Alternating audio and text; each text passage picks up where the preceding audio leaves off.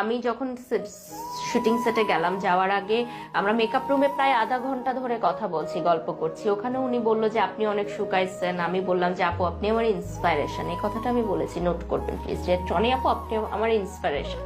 উনি বললো যে সাঙ্গাম রেস্টুরেন্টে আপনারা দিয়েছেন, দেখেছি আমি, আপনার মেয়ে কেমন আছে, মেয়ে অনেক কিউট।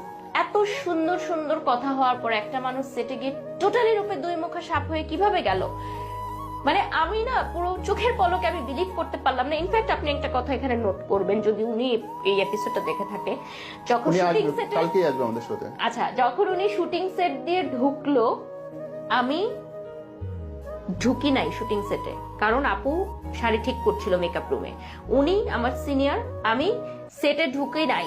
এটা আমাদের মানে সিনিয়ররা শিখিয়েছে যে সিনিয়ররা আগে সেটে ঢুকবে। তো আমি দাঁড়াই ছিলাম গেটের বাইরে। আপু আসার পর আমি বলেছি আপু আপনি আগে ঢুকেন। এটা মনে হয় উনি নোট করতে পারে নাই আজকে।